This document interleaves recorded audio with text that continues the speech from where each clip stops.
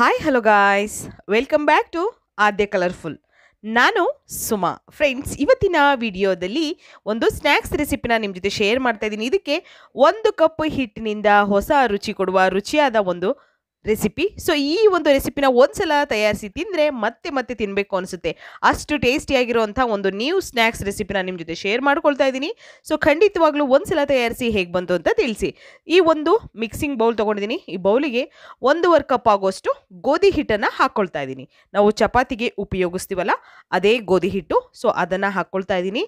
ಹಾಗೆ ರುಚಿಗೆ ತಕ್ಕಷ್ಟು ಉಪ್ಪನ್ನು ಹಾಕ್ಕೊಳ್ಳೋಣ. ಇವಾಗ ನೋಡಿ, ರುಚಿಗೆ ತಕ್ಕಷ್ಟು ಉಪ್ಪನ್ನು ಹಾಕ್ಕೊಳ್ತಾ ಇದ್ದೀನಿ. ಉಪ್ಪನ್ನು ಹಾಕಿದ ನಂತರ 1 ಟೇಬಲ್ ಸ್ಪೂನ್ ಆಗೋಷ್ಟು ಆಯಿಲ್ ಹಾಕ್ಕೊಳ್ಳೋಣ ಇವಾಗ. ಸೊ ಫ್ರೆಂಡ್ಸ್, ನೀವ್ಯಾರಾದ್ರೂ ಫಸ್ಟ್ ಟೈಮ್ ನನ್ನ ಚಾನಲ್ಗೆ ವಿಸಿಟ್ ಮಾಡಿದರೆ ಪ್ಲೀಸ್ ನನ್ನ ಚಾನಲ್ನ ಸಬ್ಸ್ಕ್ರೈಬ್ ಮಾಡ್ಕೊಳ್ಳಿ, ಹಾಗೆ ಲೈಕ್ ಮಾಡಿ ಮತ್ತು ಶೇರ್ ಮಾಡಿ ಫ್ರೆಂಡ್ಸ್.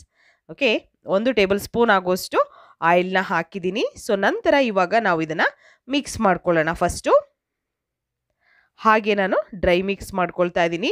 ಸೊ ಯಾವಾಗಲೂ ಕೂಡ ಒಂದೇ ಥರದ ಸ್ನ್ಯಾಕ್ಸ್ಗಳನ್ನು ಮಾಡಿಕೊಟ್ರೆ ಮಕ್ಕಳು ಖಂಡಿತವಾಗ್ಲೂ ಇಷ್ಟಪಡೋದಿಲ್ಲ. ಸೊ ಈ ಡಿಫ್ರೆಂಟ್ ಆಗಿರುವಂತಹ ಮತ್ತು ಒಂದು ಹೊಸ ರುಚಿ ಕೊಡುವಂತಹ ಒಂದು ಸ್ನ್ಯಾಕ್ಸ್ಗಳನ್ನು ತಯಾರಿಸಿ ತಿಂದರೆ ಖಂಡಿತ ನಿಮಗೂ ಕೂಡ ತುಂಬಾ ಇಷ್ಟ ಆಗ್ಬೋದು ಅಂತ ಭಾವಿಸ್ತೀನಿ. ಸೊ ಕೈಯಿಂದ ಈಗ ಈ ರೀತಿ ಮಿಕ್ಸ್ ಮಾಡ್ಕೊಳ್ತಾ ಇದ್ದೀನಿ. ಮಿಕ್ಸ್ ಮಾಡಿದ ನಂತರ ನಾವು ಈಗ ಇದಕ್ಕೆ ಸ್ವಲ್ಪ ಸ್ವಲ್ಪ ನೀರನ್ನು ಹಾಕ್ಕೊಳ್ತಾ ಹಿಟ್ಟನ್ನು ಕಲಿಸ್ಕೊಳ್ಬೇಕು. ಹೀಗೆ ಸ್ವಲ್ಪನೂ ಗಂಟಿರಬಾರ್ದು, ಆ ರೀತಿ ನಾನು ಮಿಕ್ಸ್ ಮಾಡ್ಕೊಂಡಿದ್ದೀನಿ. ಈಗ ನೀರನ್ನು ತಗೊಳ್ತಾ ಇದ್ದೀನಿ. ಸೊ ಇದು ಮಾಮೂಲಿ ಆಗಿರುವಂಥ ತಣ್ಣೀರು, ಸೊ ಬಿಸಿನೀರಲ್ಲ. ನೀರನ್ನು ಹಾಕ್ಕೊಂಡು ಈಗ ನಾವು ಚಪಾತಿ ಹಿಟ್ಟಿನ ಹದಕ್ಕೆ ಹಿಟ್ಟನ್ನು ಕಲಿಸ್ಕೊಳ್ಳೋಣ.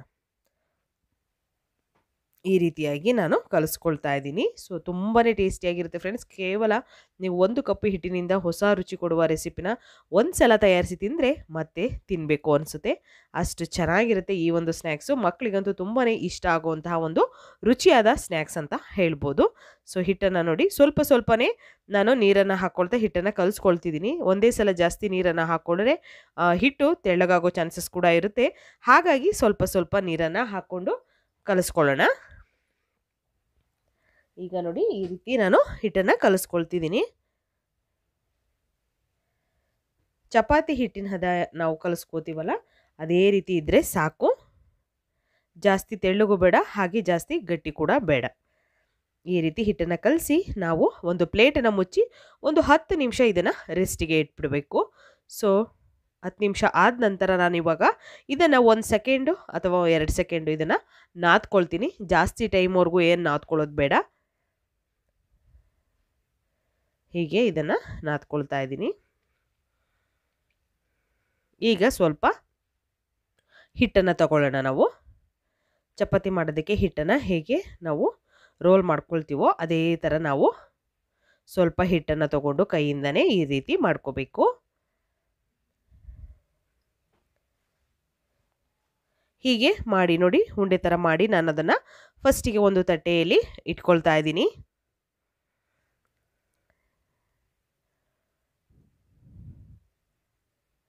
ಈ ರೀತಿಯಾಗಿ ನಾವು ಎಲ್ಲದನ್ನು ಕೂಡ ರೆಡಿ ಮಾಡಿ ಇಟ್ಕೊಳ್ಳೋಣ. ನಂತರ ನಮಗೆ ಇಲ್ಲಿ ಬೇಕಾಗಿರೋದು ಚಕ್ಲಿ ಒಳ್ಳು ಬೇಕಾಗುತ್ತೆ. ಸೊ ಅದಕ್ಕೆ ಖಾರದ ಒಂದು ಸಣ್ಣ ಸಣ್ಣ ಹೋಲಿರುವಂತಹ ಖಾರದ ಒಂದು ಪ್ಲೇಟನ್ನು ಹಾಕ್ಕೊಳ್ಬೇಕಾಗುತ್ತೆ. ಸೊ ನೋಡಿ, ಚಕ್ಲಿ ಒಳ್ಳಿಗೆ ನಾನು ಹಾಕ್ಕೊಳ್ತಾ ಇದ್ದೀನಿ. ಈ ಥರ ಉಂಡೆ ಮಾಡಿರೋದನ್ನು 1 ಬೈ 1 ಇದರೊಳಗೆ ಹಾಕ್ಕೊಳ್ಳೋಣ ಫಸ್ಟು. ಹೀಗೆ ಹಾಕಿದ ನಂತರ ಇದನ್ನು ಲಿಡ್ಡನ್ನು ಮುಚ್ಚಿ ಟೈಟ್ ಮಾಡ್ಕೊಳ್ಳೋಣ. ಇದನ್ನು ಹೀಗೆ ಟೈಟ್ ಮಾಡ್ಕೊಂಡಿದ್ದೀನಿ. ಸೊ ಕಾಯೋದಕ್ಕೆ ಆಲ್ರೆಡಿ ನಾನು ನೀರನ್ನು ಇಟ್ಟಿದ್ದೀನಿ. ಸೊ ಮೀಡಿಯಮ್ ಆಗಿ ನೋಡಿ, ನೀರು ಚೆನ್ನಾಗಿ ಬಾಯ್ಲ್ ಆಗ್ತಾ ಇದೆ. ಸೊ ನಂತರ ಇವಾಗ ನಾವು ಈ ಚಕ್ಲಿ ಒಳ್ಳಿಂದ ನಾವು ಇದನ್ನು ಶಾವಿಗೆ ಥರ ಒತ್ತಬೇಕಾಗುತ್ತೆ. ನೋಡಿ, ಶಾವಿಗೆ ಥರ ನಾನು ಇದನ್ನು ಒತ್ಕೊಳ್ತಾ ಇದ್ದೀನಿ.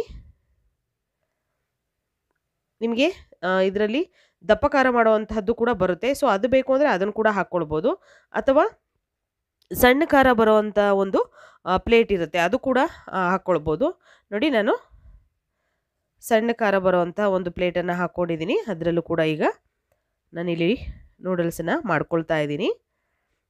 ತುಂಬಾ ಚೆನ್ನಾಗಿ ಬರುತ್ತೆ. ನೀವು ಆಚೆಯಿಂದ ನೂಡಲ್ಸ್ನ ತಂದು ನೀವು ಮಕ್ಕಳಿಗೆ ಮಾಡಿಕೊಡ್ಬೇಕು ಅಂತಲೇ ಇಲ್ಲ, ಖಂಡಿತ ಮನೆಯಲ್ಲಿಯೇ ತಕ್ಷಣಕ್ಕೆ ನೀವು ಈ ರೀತಿ ರುಚಿಯಾಗಿರುವಂಥ ಒಂದು ನೂಡಲ್ಸ್ಗಳನ್ನು ತಯಾರಿಸಿ ಮಾಡ್ಬೋದು. ಸೊ ಇವಾಗ ನೋಡ್ಬೋದು ಇಲ್ಲಿ ನಾನು ಇದನ್ನು ಬಾಯ್ಲ್ ಆಗೋದಕ್ಕೆ ಬಿಟ್ಟಿದ್ದೀನಿ. ಸೊ ಒಂದು 2 ನಿಮಿಷ ಇದನ್ನು ಚೆನ್ನಾಗಿ ಬಿಸಿ ನೀರಲ್ಲಿ ನಾವು ಕುದಿಸ್ಕೋಬೇಕು. ಇದನ್ನು ಚೆನ್ನಾಗಿ ಕುದ್ದ ನಂತರ ಇದನ್ನು ನಾವು ಸ್ವಲ್ಪ ತಣ್ಣೀರಲ್ಲಿಗೆ ಹಾಕಿ ನಂತರ ತೆಗೆದಿಟ್ಕೊಳ್ಳೋಣ. ಈಗ ಇಲ್ಲಿ ಒಂದು ಪ್ಯಾನ್ ತೊಗೊಂಡಿದ್ದೀನಿ. ಪ್ಯಾನಿಗೆ 1 ಟೇಬಲ್ ಸ್ಪೂನ್ ಆಗುವಷ್ಟು ಆಯಿಲ್ನ ಹಾಕ್ಕೊಳ್ತಾ ಇದ್ದೀನಿ. ಎಣ್ಣೆ ಸ್ವಲ್ಪ ಬಿಸಿಯಾಗಲಿ. ಬಿಸಿಯಾದ ನಂತರ ಹಸಿರು ಮೆಣಸಿನ್ಕಾಯಿನ ಹಾಕ್ಕೊಳ್ತೀನಿ. 1-2 ಈ ರೀತಿ ಸಣ್ಣದಾಗಿ ನಾನು ಕಟ್ ಮಾಡ್ಕೊಂಡಿರೋಂತಹ ಹಸಿರು ಮೆಣಸಿನ್ಕಾಯಿನ ಹಾಕ್ಕೊಳ್ತಾ ಇದ್ದೀನಿ. ಹಾಗೆ 1 ಈರುಳ್ಳಿ ಉದ್ದುದ್ದವಾಗಿ ಕಟ್ ಮಾಡಿರೋಂತಹ ಈರುಳ್ಳಿನ ಹಾಕಿ ನಾವು ಇದನ್ನು ಚೆನ್ನಾಗಿ ಮಿಕ್ಸ್ ಮಾಡಿಕೊಂಡು ಫ್ರೈ ಮಾಡ್ಕೊಳ್ಳೋಣ. ಮನೆಯಲ್ಲಿ ನೀವು ನೂಡಲ್ಸ್ನ ತಂದು ಮಾಡಿರ್ತೀರಾ ಅಥವಾ ಮ್ಯಾಗಿ ಮಾಡಿರ್ತೀರಾ, ತುಂಬಾ ಈಸಿಯಾಗಿ ಮನೆಯಲ್ಲಿ ನೀವೇ ತಯಾರಿಸಿ ನೂಡಲ್ಸ್ನ ಮಾಡೋದು ತುಂಬಾ ಚೆನ್ನಾಗಿರುತ್ತೆ, ಹಾಗೆ ಹೆಲ್ತಿಯಾಗಿ ಕೂಡ ಇರುತ್ತೆ. ಸೊ ಖಂಡಿತವಾಗ್ಲೂ ಈ ರೀತಿಯಾಗಿರುವಂಥ ಒಂದು ರುಚಿಯಾಗಿರುವಂತಹ ಒಂದು ಸ್ನ್ಯಾಕ್ಸನ್ನು ತಯಾರಿಸಿ ನೋಡಿ. ಸೊ ಇವಾಗ ನಾನು ಇದಕ್ಕೆ ಕ್ಯಾರೆಟು ಹಾಗೆ ಕ್ಯಾಪ್ಸಿಕಮ್ ಮತ್ತು ಕ್ಯಾಬೇಜ್ ಇಷ್ಟನ್ನು ಕೂಡ ಹಾಕ್ಕೊಳ್ತೀನಿ. ನೋಡಿ, ಎಲೆಕೋಸು ಮತ್ತು ಕ್ಯಾಪ್ಸಿಕಮ್, ದಪ್ಪ ಮೆಣಸಿನ್ಕಾಯಿ ಅಂತೀವಲ್ಲ ಅದು, ಹಾಗೆ ಕ್ಯಾರೆಟು ಇಷ್ಟನ್ನು ಹಾಕಿ ಚೆನ್ನಾಗಿ ಮಿಕ್ಸ್ ಮಾಡ್ಕೊಳ್ಳೋಣ. ಈ ರೀತಿಯಾಗಿ ನಾನು ಮಿಕ್ಸ್ ಮಾಡ್ಕೊಳ್ತಾ ಇದ್ದೀನಿ. ಹೀಗೆ ಮಿಕ್ಸ್ ಮಾಡ್ಕೊಂಡು 1-2 ನಿಮಿಷದವರೆಗೂ ಇದನ್ನು ಬೇಯಿಸ್ಕೊಳ್ಳೋಣ. ಚೆನ್ನಾಗಿ ಬೇಯುತ್ತೆ ಇದು.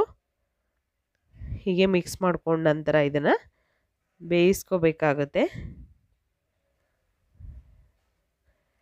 ರುಚಿಗೆ ತಕ್ಕಷ್ಟು ಉಪ್ಪನ್ನು ಹಾಕ್ಕೊಳ್ಳೋಣ. ಇವಾಗ ಇಷ್ಟನ್ನು ಹಾಕಿ ಮಿಕ್ಸ್ ಮಾಡ್ಕೊಳ್ಳೋಣ. ಮತ್ತು ನಿಮಗೆ ಇದಕ್ಕೆ ಸಾಸ್ಗಳನ್ನು ಹಾಕಲೇಬೇಕು ಅಂತ ಏನಿಲ್ಲ ಫ್ರೆಂಡ್ಸ್. ಬೇಕು ಅಂತಂದರೆ ಸಾಸ್ಗಳನ್ನು ಉಪಯೋಗಿಸ್ಬೋದು, ಅಥವಾ ಸಾಸ್ ಬೇಡ ಅಂತಂದರೆ ಇದಕ್ಕೆ ನೀವು ಪಾವ್ ಭಾಜಿ ಮಸಾಲ ಅಂತ ಬರುತ್ತಲ್ಲ, ಸೊ ಅದನ್ನು ಕೂಡ 1 ಸ್ಪೂನ್ ಹಾಕ್ಕೊಂಡ್ರೆ ಸಾಕಾಗುತ್ತೆ. ನಾನು ಇದಕ್ಕೆ ಕೆಲವೊಂದು ಸಾಸ್ಗಳನ್ನು ಹಾಕ್ಕೊಳ್ತಾ ಇದ್ದೀನಿ. ಸೊ ಇಲ್ಲಿ ಗ್ರೀನ್ ಚಿಲ್ಲಿ ಸಾಸ್ ಹಾಕ್ಕೊಳ್ತಾ ಇದ್ದೀನಿ. ನಂತರ ಸೋಯಾ ಸ್ವಲ್ಪ ಹಾಕ್ಕೊಳ್ತೀನಿ, ಸೋಯಾ ಸಾಸು. ಸಾಸ್ಗಳು ಬೇಕು ಅಂದರೆ ಉಪಯೋಗಿಸ್ಬೋದು ನೀವು, ಬೇಡ ಅಂತಂದರೆ ಟೋಟಲಾಗಿ ಸ್ಕಿಪ್ ಮಾಡ್ಬೋದು. ನಂತರ ನಾನಿಲ್ಲಿ ರೆಡ್ ಚಿಲ್ಲಿ ಪೌಡರ್ನ ಉಪಯೋಗಿಸ್ತಾ ಇದ್ದೀನಿ. ಹಾಗೆ ವಿನೆಗರ್ 1 ಸ್ಪೂನ್ ಆಗೋಷ್ಟು ವಿನೆಗರ್ ಹಾಕ್ಕೊಳ್ತಾ ಇದ್ದೀನಿ. ರೆಡ್ ಚಿಲ್ಲಿ ಪೌಡರ್ನ ಹಾಕ್ಕೊಳ್ತಾ ಇದ್ದೀನಿ. ಇಲ್ಲಿ ನಿಮಗೆ ರೆಡ್ ಚಿಲ್ಲಿ ಪೇಸ್ಟೇ ಸಿಕ್ಕಿರೆ, ಸಾಸ್ ಸಿಕ್ಕಿರೆ ಸೊ ಸಾಸನ್ನು ಉಪಯೋಗಿಸ್ಬೋದು. ಸೊ ಸಾಸ್ ಖಾಲಿಯಾಗಿದೆ, ಹಾಗಾಗಿ ನಾನು ರೆಡ್ ಚಿಲ್ಲಿ ಪೌಡರ್ನ ಹಾಕ್ಕೊಳ್ತಾ ಇದ್ದೀನಿ. ಇಷ್ಟನ್ನು ಹಾಕಿ ಮಿಕ್ಸ್ ಮಾಡ್ಕೊಳ್ಳೋಣ. ಈ ರೀತಿಯಾಗಿ ನಾನು ಮಿಕ್ಸ್ ಮಾಡ್ಕೊಳ್ತಾ ಇದ್ದೀನಿ ನೀಟಾಗಿ. ಹೀಗೆ ಮಿಕ್ಸ್ ಮಾಡಿದ ನಂತರ ಸ್ವಲ್ಪ ಕೊತ್ತಂಬರಿ ಸೊಪ್ಪನ್ನು ಹಾಕ್ಕೊಳ್ತಾ ಇದ್ದೀನಿ. ಇಷ್ಟನ್ನು ಹಾಕಿ ಮಿಕ್ಸ್ ಮಾಡಿಕೊಂಡು ಚೆನ್ನಾಗಿ ಬಾಡಿಸ್ಕೊಳ್ಳೋಣ. ಇದನ್ನು ತುಂಬಾ ಟೇಸ್ಟಿ ಇರುತ್ತೆ. ಆಚೆಯಿಂದ ನಾವು ಈ ನೂಡಲ್ಸ್ನೆಲ್ಲ ತಂದು ಮಕ್ಕಳಿಗೆ ಕೊಡೋದ್ರಿಂದ ಅಷ್ಟು ಆರೋಗ್ಯಕ್ಕೆ ಒಳ್ಳೆಯದಲ್ಲ. ಖಂಡಿತವಾಗ್ಲೂ ಮನೆಯಲ್ಲೇ ತಯಾರಿಸಿ ನೀವು ಮಕ್ಕಳಿಗೆ ಮಾಡಿಕೊಡೋದ್ರಿಂದ ತುಂಬಾ ಚೆನ್ನಾಗಿರುತ್ತೆ. ಸೊ ನೋಡ್ಬೋದು, ತರಕಾರಿ ಎಲ್ಲ ಕೂಡ ಚೆನ್ನಾಗಿ ಬೆಂದಿದೆ. ಇವಾಗ ಮಾಡಿರುವಂತಹ ಒಂದು ನೂಡಲ್ಸ್ನ ಹಾಕ್ಕೊಳ್ತಾ ಇದ್ದೀನಿ ನಾನು. ನೋಡಿ, ಈ ರೀತಿಯಾಗಿ ಹಾಕ್ಕೊಂಡ ನಂತರ ಮಿಕ್ಸ್ ಮಾಡ್ಕೊಳ್ಳೋಣ ನೀಟಾಗಿ. ಹೀಗೆ ಮಿಕ್ಸ್ ಮಾಡಿಕೊಂಡು, ಬೇಕು ಅಂತಂದರೆ ನೀವು ಈ ರೀತಿ ನೂಡಲ್ಸ್ಗಳನ್ನು ಮಾಡಿಕೊಂಡು ಫಸ್ಟೇ ಅದನ್ನು ಬೇಕಿದ್ರೆ ಹಾಗೆ ಡ್ರೈ ಮಾಡಿಕೊಂಡು ನೀವು ಎಷ್ಟು ದಿನ ಬೇಕು ಅಂದರೂ ಸ್ಟೋರ್ ಮಾಡಿ ಕೂಡ ಇಟ್ಕೋಬೋದು, ಏನೂ ತೊಂದರೆ ಇಲ್ಲ. ಆವಾಗಲೇ ಮಾಡಿ ಆಗಲೇ ನೀವು ಅದನ್ನು ಮಕ್ಕಳಿಗೆ ಕೊಡಬೇಕು, ತಿನ್ನಿಸ್ಬೇಕು ಅಂತ ಏನಿಲ್ಲ. ಬೇಕಿದ್ದರೆ ಅದನ್ನು ಡ್ರೈ ಮಾಡ್ಬೋದು, ಹಾಗೆ ಬಿಸಿಲಲ್ಲಿ ಅಥವಾ ಒಣಾಕಿ ಮನೆಯಲ್ಲಿಯೇ ಫ್ಯಾನ್ ಗಾಳಿಯಲ್ಲಿ ನೀವು ಅದನ್ನು ಸ್ಟೋರ್ ಮಾಡಿ ಕೂಡ ಇಡ್ಬೋದು. ಸೊ ಈಗ ಚೆನ್ನಾಗಿ ನಾನು ಮಿಕ್ಸ್ ಮಾಡ್ಕೊಳ್ತಾ ಇದ್ದೀನಿ ನೀಟಾಗಿ. ನೋಡಿ, ಈ ರೀತಿಯಾಗಿ ನಾನು ಮಿಕ್ಸ್ ಮಾಡ್ಕೊಳ್ತಾ ಇದ್ದೀನಿ. ಮಿಕ್ಸ್ ಆಗಿರುವಂತಹ ಒಂದು ನೂಡಲ್ಸ್ನ ನಾವು ಒಂದು ತಟ್ಟೆಗೆ ಸರ್ವ್ ಮಾಡ್ಕೊಳ್ಳೋಣ. ತುಂಬಾ ಈಸಿಯಾಗಿರುವಂಥ ಟೇಸ್ಟಿಯಾಗಿರುವಂತಹ ಒಂದು ನ್ಯೂ ಸ್ನ್ಯಾಕ್ಸ್ ರೆಸಿಪಿನ ನಿಮ್ಮ ಜೊತೆ ಶೇರ್ ಮಾಡಿದ್ದೀನಿ. ಸೊ ಖಂಡಿತವಾಗ್ಲೂ ನಿಮಗೆಲ್ಲರಿಗೂ ಈ ವಿಡಿಯೋ ಇಷ್ಟ ಆಗುತ್ತೆ ಅಂತ ನಾನು ಭಾವಿಸ್ತೀನಿ. ಇಷ್ಟ ಆಗಿದ್ರೆ ಪ್ಲೀಸ್ ಚಾನಲ್ನ ಸಬ್ಸ್ಕ್ರೈಬ್ ಮಾಡ್ಕೊಳ್ಳಿ ಫ್ರೆಂಡ್ಸ್, ಹಾಗೆ ಲೈಕ್ ಮಾಡಿ ಮತ್ತು ಶೇರ್ ಮಾಡಿ. ಓಕೆ, ಈಗ ಆಗಿರುವಂತಹ ನೂಡಲ್ಸ್ನ ನಾನು ಒಂದು ತಟ್ಟೆಗೆ ಸರ್ವ್ ಮಾಡ್ಕೊಳ್ತಾ ಇದ್ದೀನಿ. ಹೀಗೆ ಹಾಕ್ಕೊಳ್ಳೋಣ. ರುಚಿಯಾಗಿರುವಂತಹ ಟೇಸ್ಟಿಯಾಗಿರುವಂತಹ ಒಂದು ಗೋಧಿ ಹಿಟ್ಟಿನ ನೂಡಲ್ಸ್ ರೆಡಿಯಾಗಿದೆ. ನೀವು ಕೂಡ ಟ್ರೈ ಮಾಡಿ ಹೇಗೆ ಬಂತು ಅಂತ ತಿಳಿಸಿ. ಓಕೆ, ಇವತ್ತಿನ ವಿಡಿಯೋನ ಇಲ್ಲಿಗೆ ಮುಗಿಸೋಣ. ಮತ್ತೆ ಇನ್ನೊಂದು ಹೊಸ ವಿಡಿಯೋ ಜೊತೆ ಬರ್ತೀನಿ. ಅಲ್ಲಿವರೆಗೂ take care, bye, see you.